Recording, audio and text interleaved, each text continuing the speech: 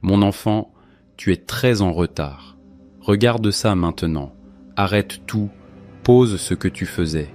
Éloigne toute distraction parce que ce que tu t'apprêtes à lire n'est pas un message ordinaire parmi les centaines que tu as peut-être déjà croisés. Ce n'est pas un texte que quelqu'un a écrit pour remplir un espace vide ou pour attirer ton attention de façon superficielle. Ce que tu lis en ce moment a été préparé pour toi, spécifiquement pour toi, pour cette saison de ta vie, pour ce carrefour précis où tu te trouves en ce moment, même si tu n'arrives pas encore à le nommer clairement. Et je dois te dire quelque chose qui risque de te bousculer au départ, mais que tu dois entendre. Tu es en retard, pas un petit retard, un retard significatif. Et ce retard n'est pas survenu parce que tu n'es pas capable, ni parce que tu n'es pas digne, ni parce que ma main s'est éloignée de toi. Ce retard est survenu parce que tu as regardé dans d'autres directions au moment précis où je t'appelais à garder les yeux fixés sur moi. Parce que tu as investi ton énergie dans des choses, des préoccupations, des relations et des pensées qui t'ont éloigné de l'alignement dont tu avais besoin pour recevoir ce que j'avais préparé. Mais voici la bonne nouvelle. Te dire que tu es en retard n'est pas une condamnation. C'est une invitation. C'est moi qui te tends la main en ce moment précis et qui te dit « Reviens ». Le chemin est encore ouvert. La porte n'est pas fermée. Ce que j'ai préparé n'a pas été donné à quelqu'un d'autre. Cela t'attend. Et si tu lis ces mots jusqu'au bout, si tu les reçois avec un cœur vraiment ouvert, quelque chose va changer dans ta vie à partir d'aujourd'hui. Commente « Je suis là, Seigneur », si tu sens que ces mots s'adressent directement à toi. Et avant d'aller plus loin, abonne-toi à cette chaîne maintenant et active la cloche des notifications. Parce que ce que tu vas recevoir ici n'est pas ponctuel, c'est un accompagnement. Des paroles régulières qui vont nourrir ton esprit, renforcer ta foi et te guider dans les saisons qui viennent. Ne passe pas à côté des prochains messages parce que tu n'avais pas activé la notification. Ce serait dommage. Abonne-toi maintenant, c'est un acte de positionnement. Il y a une bataille que tu mènes depuis trop longtemps en pensant que tu la mènes seul. Tu t'es levé des matins avec ce poids indéfinissable sur la poitrine. Tu as avancé dans tes journées avec cette impression tenace que quelque chose n'allait pas, que quelque chose manquait, que quelque chose attendait d'être débloqué, mais que tu ne trouvais pas la clé. Tu as prié, tu as espéré, tu as parfois perdu espoir, puis retrouvé un peu de force, puis perdu à nouveau. Ce cycle d'espoir et de découragement t'a épuisé d'une façon que les mots peinent à décrire. Une fatigue de l'âme que le sommeil ne répare pas. Je l'ai vu, chaque nuit, chaque matin, chaque moment où tu t'es forcé à sourire, alors que quelque chose en toi pleurait en silence. Chaque fois que tu as dit que ça allait, alors que ça n'allait pas vraiment. Chaque fois que tu as continué à avancer parce que tu ne savais pas quoi faire d'autre que continuer. Je n'ai pas détourné le regard une seule fois. Et ce que je vois en toi, ce que je vois de ta persévérance imparfaite mais réelle, me pousse à te parler avec une urgence particulière aujourd'hui. Commente « Tu me vois, Seigneur » si tu te reconnais dans ces mots. Tu as prié pour une percée. Tu l'as demandé avec tes lèvres, parfois avec des larmes, parfois dans un murmure intérieur tellement discret que tu te demandais toi-même si c'était vraiment une prière. Et tu t'es demandé pourquoi les cieux semblaient silencieux. Pourquoi ce que tu demandais ne semblait pas venir? Pourquoi des personnes autour de toi semblaient recevoir des réponses pendant que toi tu attendais encore et encore? Je vais te dire quelque chose que tu n'as peut-être jamais entendu formuler de cette façon. Mes silences ne sont pas des absences. Mes délais ne sont pas des refus. Et les saisons d'attente que j'ai permises dans ta vie N'étaient pas des punitions déguisées, ni des signes de mon indifférence à ton égard. Quand un arbre pousse, ce qui se passe sous terre avant que quoi que ce soit ne soit visible en surface est plus important que ce qui se voit. Les racines s'étendent, elles cherchent l'eau, elles s'ancrent dans la roche, elles construisent la structure invisible qui permettra un jour à l'arbre de supporter le poids de ses propres fruits sans s'effondrer. Si tu coupes ce processus souterrain pour précipiter la croissance visible, tu obtiens quelque chose qui paraît beau en surface, mais qui s'effondre à la première tempête. C'est ce que j'ai évité pour toi. Chaque fois que j'ai retenu une porte, c'était parce que tes racines n'étaient pas encore assez profondes pour supporter ce qui se trouvait derrière. Ce n'était pas du rejet, c'était de l'amour avec une vision que tu n'avais pas encore. Mais maintenant quelque chose a changé. Et c'est pour cette raison que ces mots se trouvent devant toi aujourd'hui. Commente, je reçois ta sagesse dans l'attente si tu commences à voir tes délais différemment. Je veux te parler du moment où tu te trouves, parce que tu n'es pas simplement dans une saison difficile parmi d'autres. Tu es à un carrefour avec plusieurs chemins qui semblent tous possibles, mais dont un seul est celui que j'ai tracé. Et la décision que tu prendras dans les prochains jours, les prochaines semaines, déterminera dans quelle direction les prochaines années de ta vie s'orientent. Je ne dis pas cela pour créer de la pression, je dis cela pour que tu comprennes l'importance du moment, pour que tu n'y entres pas par inattention ou par défaut, emporté par l'habitude ou par la peur, mais avec une conscience claire de l'enjeu. Tu as une élection sur ta vie. Ce mot a peut-être été utilisé tellement souvent que tu as cessé de le ressentir réellement. Mais laisse-moi te rappeler ce qu'il signifie vraiment. Être élu, ce n'est pas être parfait. Ce n'est pas avoir tout bon, ne jamais trébucher, ne jamais douter. Être élu, c'est être choisi avec intention avant même d'avoir existé. C'est avoir un nom gravé dans un plan divin qui précède ta naissance et qui survivra à tes erreurs. C'est appartenir à quelqu'un dont l'amour n'est pas conditionnel à ta performance. Tu es cette personne, tu es cet élu. Et c'est précisément parce que tu l'es que le combat autour de ta vie a été aussi intense. Commente, je reçois mon élection. Si tu acceptes de voir ta vie à travers ce prisme. L'adversaire ne perd pas son temps avec ceux qui ne représentent aucune menace pour son royaume.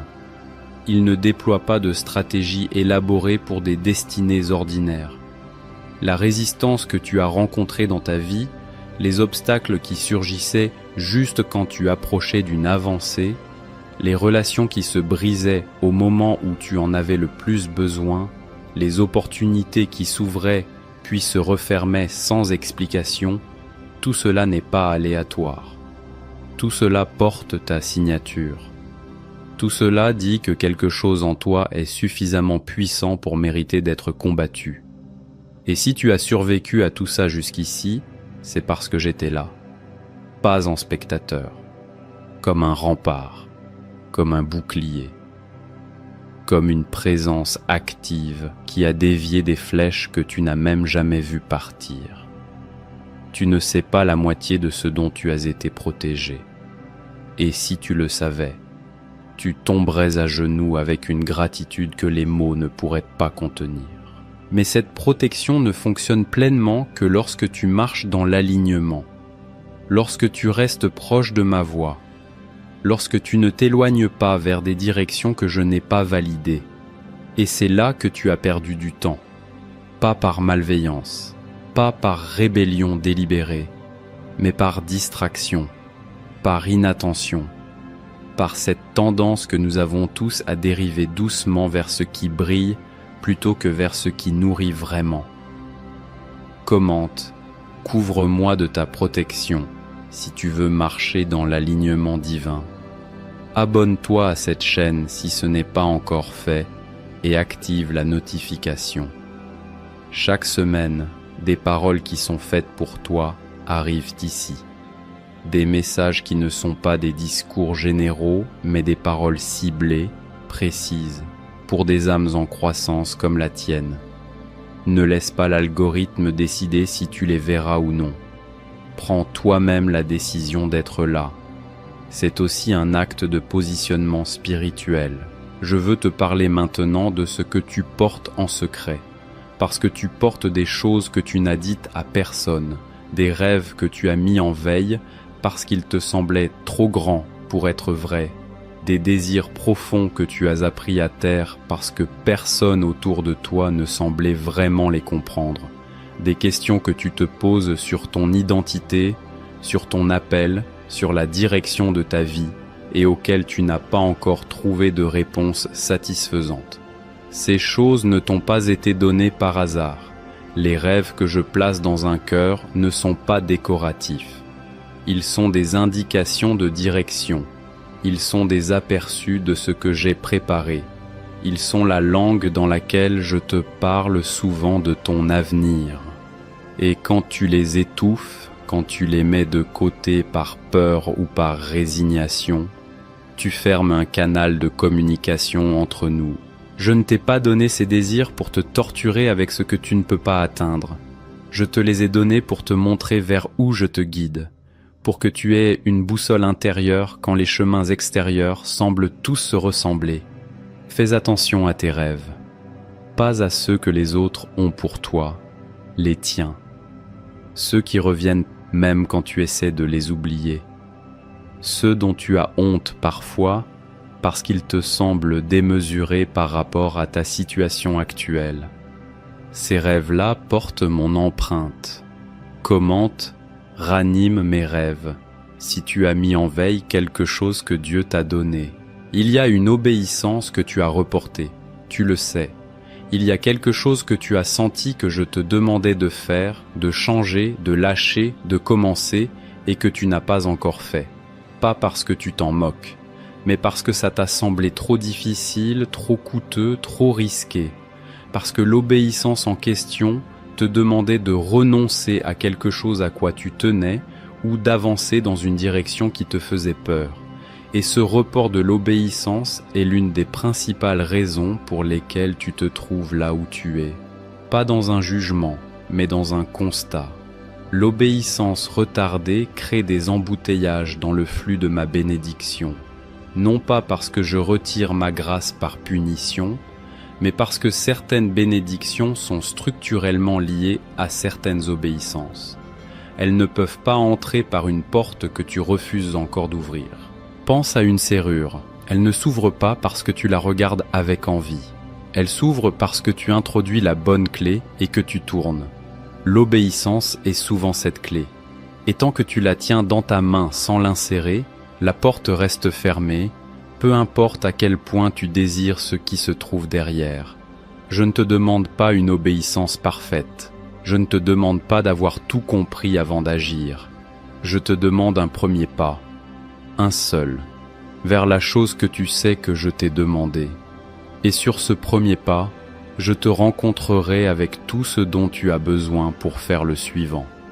Commente « Je fais le premier pas » si tu es prêt à obéir là où tu as hésité. Il y a des personnes dans ta vie qui ne sont pas assignées à ta destinée, mais qui occupent actuellement une place significative dans ton énergie, dans tes pensées, dans ton temps. Des personnes dont la présence ne te fait pas grandir mais te maintient dans une familiarité confortable et stagnante. Des personnes dont les voix ont plus d'influence sur tes décisions que la mienne. Des dynamiques relationnelles qui te coûtent plus qu'elles ne t'apportent, mais que tu maintiens par habitude, par loyauté mal placée ou par peur du vide qu'elles laisseraient si tu t'en éloignais. Je ne te demande pas de devenir brutal dans tes relations.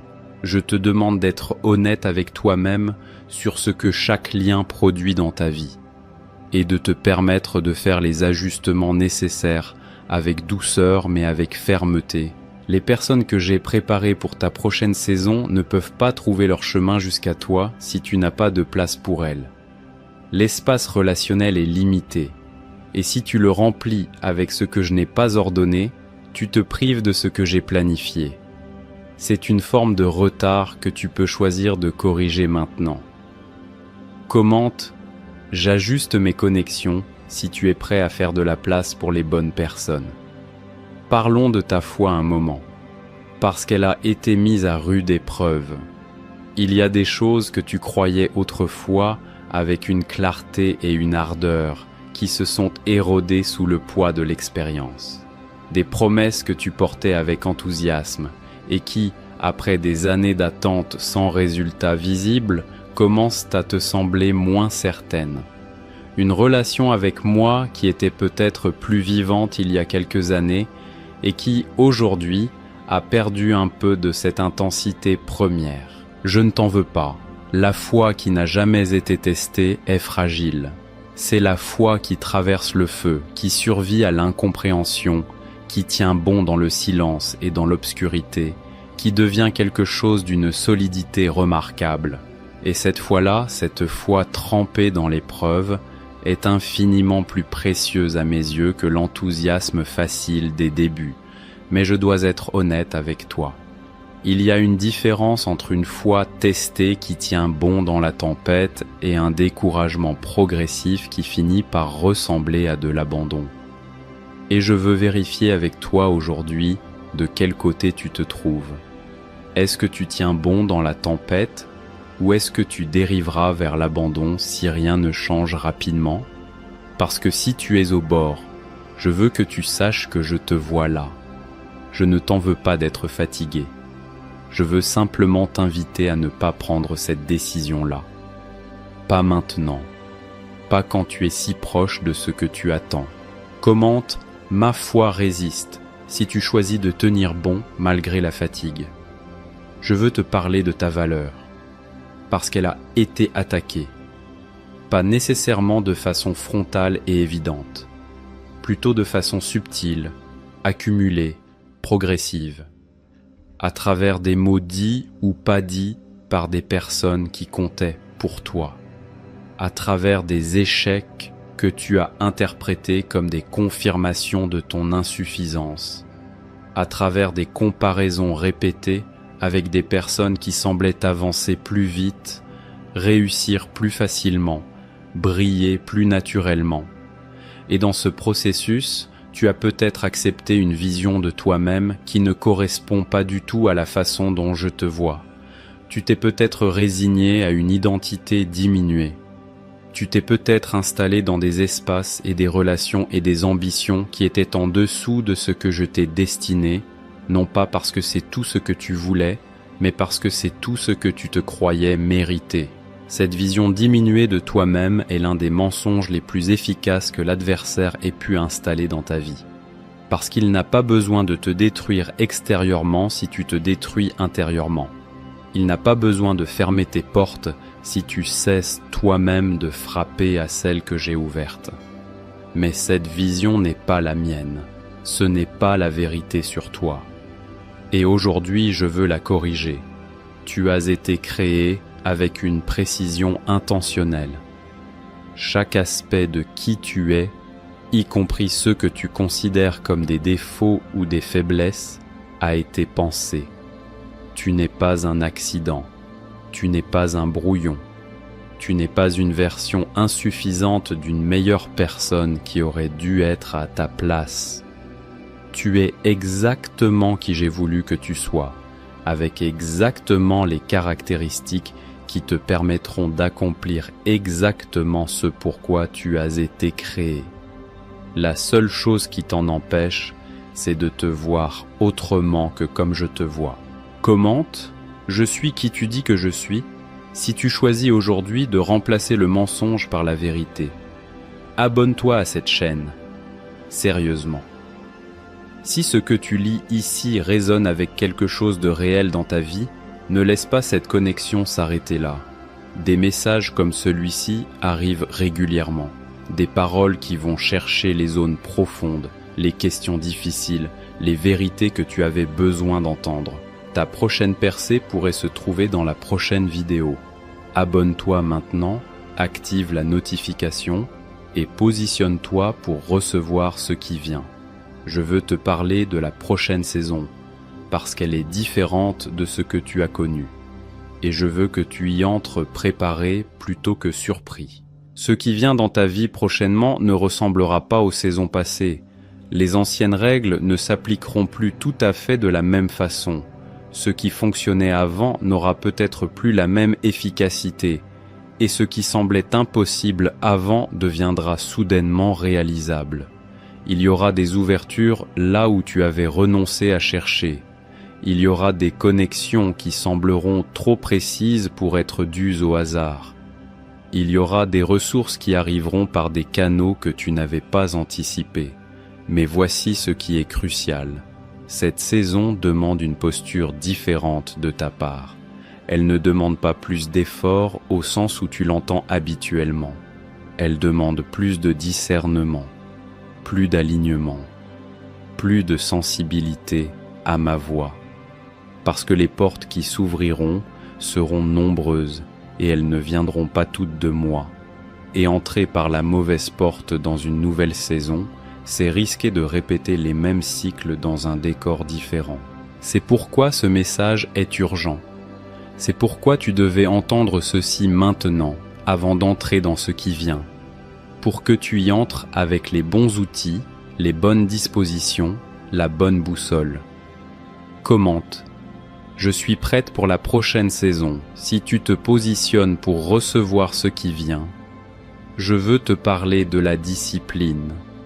Parce que la bénédiction que j'envoie ne peut pas reposer sur un fondement instable.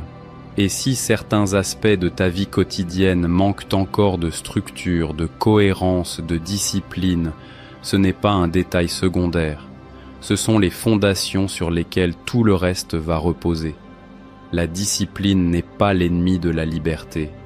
C'est ce qui la rend possible et durable. Les personnes qui reçoivent de grandes bénédictions sans les fondations correspondantes finissent souvent par les perdre, non pas parce que je les reprends, mais parce que ce qui n'a pas été construit pour tenir finit toujours par s'effondrer. Regarde les petites disciplines de ta vie en ce moment. Comment tu commences tes journées? Comment tu gères tes pensées? Comment tu honores tes engagements envers toi-même, pas seulement envers les autres? Comment tu traites le temps que tu as? Ces petites choses ne sont pas séparées de ta destinée. Elles en sont la préparation quotidienne. Et je t'appelle aujourd'hui à renforcer ces fondations. Non pas dans une rigidité légaliste qui étouffe la vie, mais dans une intentionnalité croissante qui dit « Je prends au sérieux ce à quoi j'ai été appelé et je le reflète dans la façon dont je vis mes journées. » Commente. Je construis des fondations solides si tu t'engages à renforcer la discipline dans ta vie. Il y a une grâce particulière qui repose sur toi en ce moment. Une grâce qui n'est pas seulement pour ta survie, mais pour ton avancement. Une grâce qui est capable de transformer les obstacles en tremplin et les pertes en redirection. Une grâce qui a accompagné chacun des moments les plus durs de ta vie et qui t'a maintenu là où d'autres se seraient effondrés.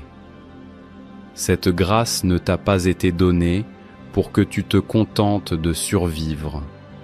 Elle t'a été donnée pour que tu prospères, pour que ta vie devienne une démonstration de ce que je fais avec quelqu'un qui dit oui malgré les circonstances, pour que les personnes qui connaissent ton histoire voient un jour la distance que j'ai parcourue avec toi et que leur propre foi en soit renforcée. Tu es une histoire en cours d'écriture, et les chapitres difficiles que tu as traversés ont leur place dans cette histoire. Ils lui donnent de la profondeur, ils lui donnent de la crédibilité. Ils font en sorte que quand tu témoigneras de ce que je t'ai fait traverser, les gens t'écouteront parce qu'ils verront une vraie personne, pas une façade.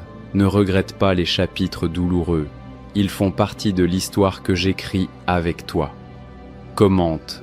Mon histoire a un sens si tu choisis de voir ta vie comme un témoignage en construction. Parlons maintenant de l'urgence. parce que je ne t'ai pas dit que tu étais en retard pour te culpabiliser et t'enfoncer dans la honte. Je te l'ai dit pour créer en toi une conscience aiguisée du moment présent. Parce que la tentation dans nos vies est souvent de reporter à plus tard ce qui devrait être fait maintenant, de dire « demain je prendrai cette décision ». Demain, je commencerai cette discipline. Demain, j'aurai cette conversation difficile. Demain, je m'éloignerai de ce qui ne me fait pas de bien. Demain, je recommencerai à chercher ta face vraiment. Mais demain n'est pas garanti. Et même s'il l'est, chaque jour de report est un jour de moins dans le temps que j'ai prévu pour ta bénédiction. Chaque demain choisi à la place d'un aujourd'hui est un délai supplémentaire dans la manifestation de ce que j'ai préparé. Je ne dis pas cela pour créer de la panique. Je dis cela pour créer de l'urgence saine. L'urgence qui dit « maintenant », pas parfaitement, pas avec tout compris, maintenant, avec ce que tu sais, avec ce que tu as, avec le courage imparfait que tu possèdes en ce moment. C'est suffisant pour moi. J'ai toujours travaillé avec des personnes imparfaites qui avaient un cœur sincère. Et je t'assure que ton cœur sincère, même dans son désordre actuel, est infiniment plus précieux à mes yeux que la perfection simulée. Commente « Je choisis maintenant » si tu décides d'agir aujourd'hui plutôt que de reporter encore. Je veux que tu visualises quelque chose. Ferme les yeux un instant après avoir lu ce paragraphe et imagine ceci. Imagine ta vie dans un an si tu reçois vraiment ce message. Si tu obéis à ce que tu sais que je te demande. Si tu renforces les fondations. Si tu libères ce qui doit l'être. Si tu marches dans l'alignement avec ce que je t'ai montré. Imagine la clarté dans ton esprit, la légèreté dans ton cœur, les portes qui s'ouvrent une à une avec une précision qui t'éblouit. Les personnes que j'envoie dans ta vie et qui te font réaliser à quoi ressemblent de vraies connexions divines. Les réponses à des prières que tu avais presque cessé de formuler. La certitude croissante que tu marches exactement là où tu étais censé être. Maintenant, imagine ta vie dans un an si tu ne reçois pas ce message. Si tu refermes cette page et que tu reprends exactement là où tu étais avant de la lire. Si les mêmes habitudes continuent, si les mêmes dynamiques se perpétuent, si la même distance avec ma voix se maintient, un an de plus dans le même cycle, un an de plus à te demander pourquoi les choses ne changent pas, ces deux futurs sont réels et ta décision d'aujourd'hui détermine vers lequel tu marches. Commente « Je choisis le premier futur » si tu décides de recevoir vraiment ce message. Il y a des anges assignés à ta vie en ce moment, des forces invisibles qui travaillent en coulisses pour préparer ce qui vient, des arrangements que tu ne vois pas encore se mettre en place, des connexions qui se forment dans des dimensions que tu ne peux pas percevoir. Je travaille pour toi-même quand tu ne me sens pas, même dans les nuits où le silence te semblait total et où tu te demandais si j'étais encore là. J'étais là. Je suis là. Je serai là. Ma fidélité envers toi ne dépend pas de ta fidélité parfaite envers moi. Elle repose sur qui je suis, pas sur ce que tu fais. Et qui je suis, c'est un Dieu qui ne commence pas une œuvre pour l'abandonner à mi-chemin. Un Dieu qui choisit avec intention et qui ne regrette pas ses choix. Un Dieu dont l'amour pour toi était entier avant que tu fasses quoi que ce soit pour le mériter et qui le restera quoi qu'il arrive. Cette certitude-là devrait changer quelque chose dans ta posture. Elle devrait libérer quelque chose dans ta façon d'avancer. Parce que si tu marches avec la connaissance que tu es soutenu par quelqu'un dont l'engagement envers toi est absolu et inconditionnel, tu marches différemment, plus librement, avec moins de peur, avec moins de ce besoin de tout contrôler parce que tu ne fais pas confiance à ce qui se passe quand tu lâches. Lâche. Je tiens. Commente Tu tiens ce que je lâche si tu fais confiance à Dieu pour ce que tu ne contrôles pas. Abonne-toi à cette chaîne. Je le répète parce que c'est important. Ce que tu reçois ici est régulier. C'est un espace dédié à des paroles comme celle-ci, des paroles qui vont chercher ce que d'autres ne touchent pas, qui parlent à la profondeur plutôt qu'à la surface, qui te traitent comme une personne capable d'entendre la vérité et de faire quelque chose avec. Abonne-toi, active la cloche et reviens. Tu en auras besoin pour la saison qui vient. Je veux te parler d'une dernière chose avant de conclure. Le miracle que tu attends, la réponse spécifique pour laquelle tu pries depuis longtemps, le changement de situation que tu n'oses plus vraiment croire, parce que l'attente a été si longue. Je ne t'ai pas oublié. Cette demande que tu portes, je l'ai entendue la première fois que tu me l'as présentée, et je l'entends à chaque fois que tu me la représentes. Elle n'est pas tombée dans un vide. Elle n'est pas perdue dans un flux de prières tellement grand qu'elle aurait pu passer inaperçue. Elle a un nom. Elle a ton nom sur elle. Et elle attend le bon moment. Le bon moment n'est pas arbitraire. Il est structuré. Il y a des préparations qui doivent être complètes, des alignements qui doivent être en place, des caractères qui doivent être suffisamment formés pour porter ce qui va arriver sans s'effondrer sous le poids. Et certaines de ces préparations se trouvent dans les obéissances que tu n'as pas encore faites, dans les lâcher-prises que tu n'as pas encore consenties, dans les fondations que tu n'as pas encore renforcées. Ce n'est pas pour te décourager. C'est pour te montrer que tu as du pouvoir dans ce processus, que tu n'es pas simplement en train d'attendre passivement que je fasse quelque chose, que tu es un partenaire actif dans la progression vers ce que tu demandes, et que les pas que tu fais aujourd'hui dans l'obéissance et dans la confiance sont des pas concrets vers la réponse que tu attends. Tu es plus proche que tu ne le penses, et ce message en est la preuve. Je ne parle pas à ceux qui sont loin d'une percée, je parle à ceux qui sont à son seuil. Commente « Je suis au seuil de ma percée » si tu reçois cette promesse aujourd'hui.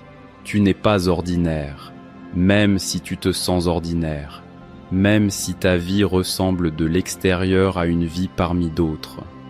Il y a quelque chose en toi qui dépasse ce que tu peux voir de toi-même, une profondeur, une capacité, un potentiel d'impact que les circonstances actuelles de ta vie ne reflètent pas encore mais qui est tout aussi réel que ces circonstances. Ce que j'ai planifié pour ta vie dépasse les catégories dans lesquelles tu te places toi-même.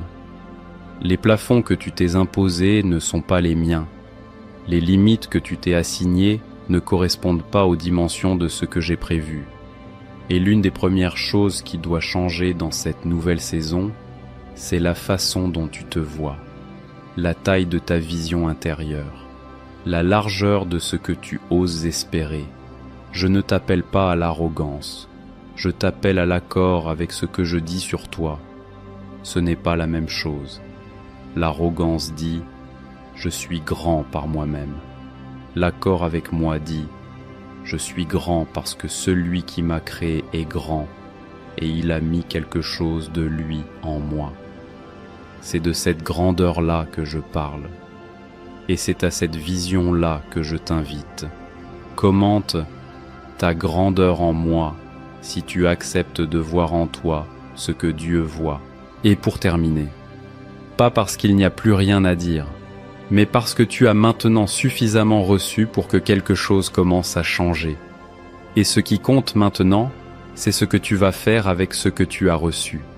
Est-ce que tu vas refermer cette page et reprendre ta vie exactement comme avant?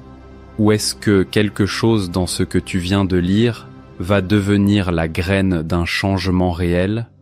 Je ne cherche pas tes commentaires pour les statistiques. Je cherche tes commentaires comme un acte de réponse à ma parole, comme une façon de dire « j'ai entendu, je reçois, je choisis de faire quelque chose avec ». Et chaque fois que tu réponds ainsi, tu renforces quelque chose dans ton esprit. Tu graves dans ta conscience la décision que tu prends aujourd'hui. Alors réponds, commente. Dis-moi où tu en es. Dis-moi ce qui t'a touché. Dis-moi la décision que tu prends. Et ensuite, abonne-toi. Parce que ce qui vient dans les prochains messages est construit sur ce que tu viens de recevoir. Chaque parole s'appuie sur la précédente. Chaque message va un peu plus loin dans ce que j'ai à te dire. Et tu ne veux pas manquer ça. Active la cloche. Partage ce message avec quelqu'un qui en a besoin. Parce que peut-être que quelqu'un dans ta vie est aussi en retard que tu l'étais avant de lire ceci. Et peut-être que tu es l'instrument par lequel ce message leur parvient. Je suis avec toi. Je l'ai toujours été. Je le serai pour chaque pas de cette nouvelle saison. Avance maintenant. Le ciel t'attend. Commente. Je suis prête. J'avance. Si tu reçois tout ce qui a été dit ici et que tu t'engages à ne plus reculer.